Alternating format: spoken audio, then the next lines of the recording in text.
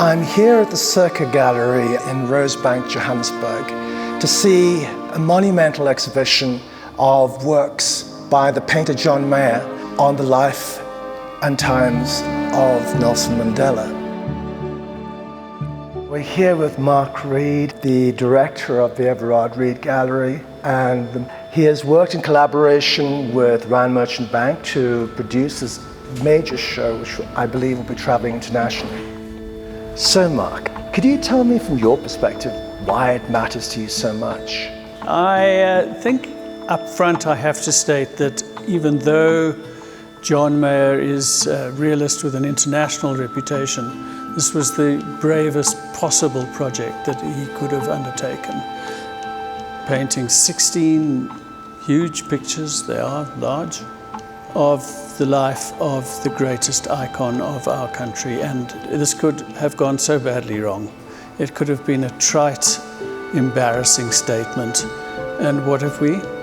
We've got a series of 16 pictures that render many speechless and a good many to tears.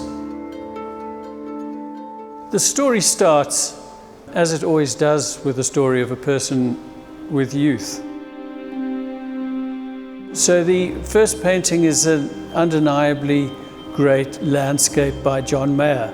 The painting is of a carefree bunch of boys with no thought in the forefront figure of what a part he was to play in the evolution of contemporary South Africa.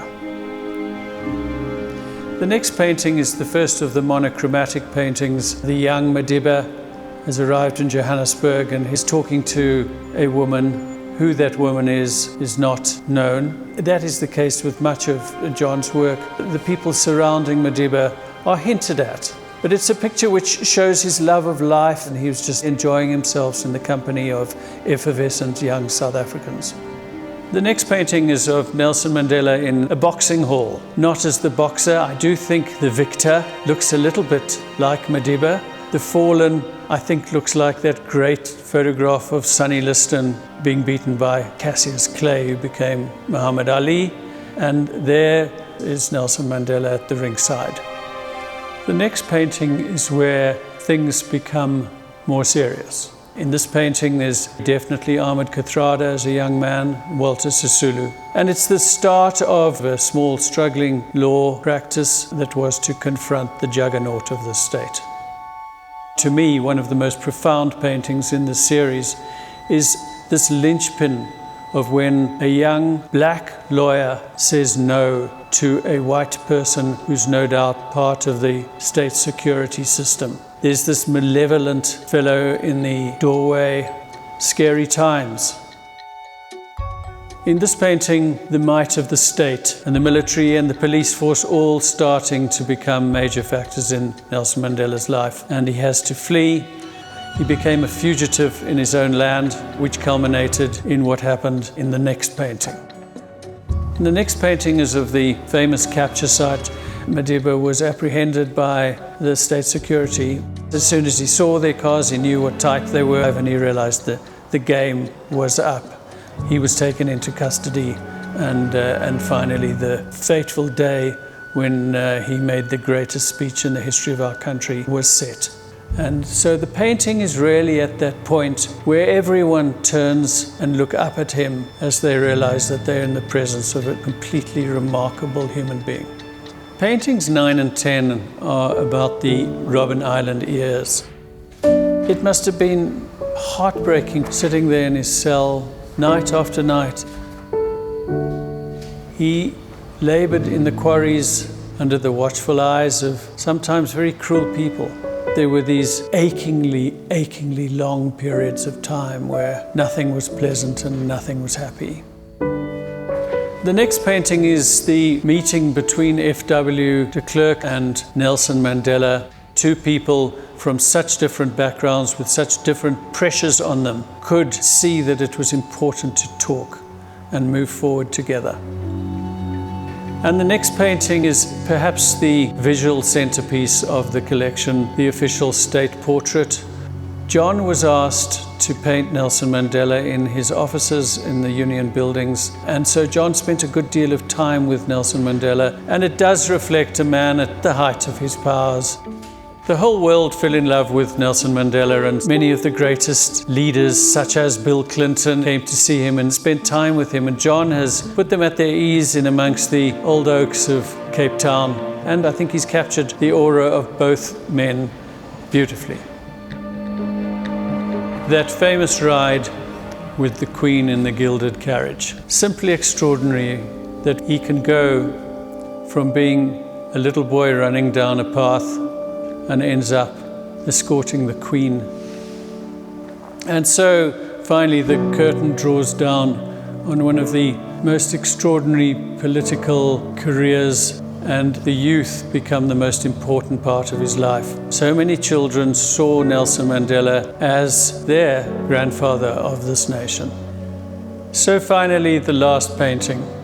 So similar in many ways to the first. The same path that three happy young boys ran down with their dog at the beginning. Now, as an old man walking off to the sunset, now his personal journey on this world was over soon. The true brilliance of John Meyer was that he took this very profound last few days of Mandela's life and converted it into the final few lines of this wonderful long poem he painted over the course of 2 years.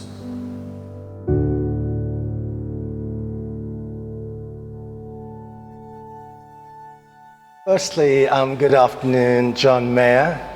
My name is Ashraf Jamal, and I'd like to say that it's a great, great pleasure to be discussing a monumental achievement on your part, your great suite of paintings on the life's journey of Nelson Mandela. For me, this is also an honor. Thank you. I'd like to ask you how you came about doing this suite of paintings and what was the initial trigger? I was sort of pulled into this by a client who came to me and said, I want you to do a series for me. He sparked it off, and it gave me an opportunity to go back into my memories about several times that I met Mandela, when I spoke to him, when he sat to me all those years ago. It was in the first year of his presidency, and I was expecting quite a difference.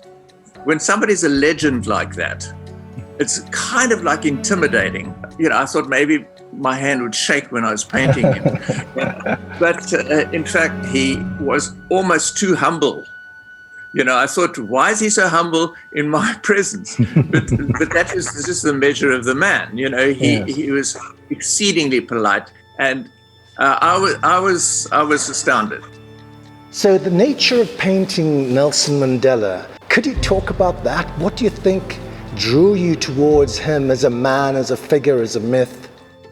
One thing that I discovered, because I've done lots of portrait painting, and I think what happens when people are having their portrait painted, they almost unconsciously want to portray themselves because they're hoping that this will be reflected in the portrait. So a very personal conversation is struck up, and somehow it gets into the picture and it's locked away there. Well, the man was so incredibly transparent, so humane, so giving. That must have been incredibly, forgive me, easy to capture him. Actually, it wasn't easier because I wasn't looking for anything initially beyond the icon. And then I realized that there was a lot more complexity deeper in that he wasn't conveying initially. So, John, this is the other thing. I mean, I'm looking at the works, and so there's such an incredible spectrum in terms of expressions and stories of Mandela's life that you capture. Can you talk about that? Yes, well, of course, it does cover an entire spectrum. One must remember with all these things that a lot of these things I had to invent. You know, I only met him when he was an elderly man.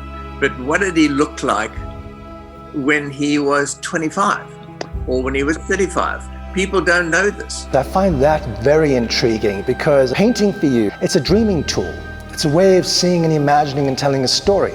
So there's a directorial eye in the choices you make. I've always been a great fan of cinema, And I think some of the best art around is cinematography. So that's always been an enormous influence on me. And so it's almost like I'm trying to paint a movie sequence. And that's what I wanted it to be. I've always wanted my paintings to look like a great cinematographer had made them. There are so many pictures of Nelson Mandela, paintings and sculptures and things like that. And I want my series to be one of the handful that moves people. Well, they certainly do. But I wanted to thank you again for a wonderful conversation. I hope it's been as productive for you as it has for myself. It's been nice because it gives me a chance to find meaning. Hello, Carolyn. I'm so glad to speak to you because you represent R&B, Rand Merchant Bank, and I'm intrigued by the collaboration between R&B and Everard Reed. Essentially, we at R&B feel very privileged to be able to share this series, and our hope is it becomes digitally accessible way beyond our client base. R&B since the early days, in fact going back to the founders, we've believed in our business philosophy that creativity is able to exude all sorts of positivity and also communicate. Now in this particular case, the visual arts is communicating Mandela's life journey. Yes. And we do believe that a collaboration with Circa is all about celebrating the limitless possibilities of art.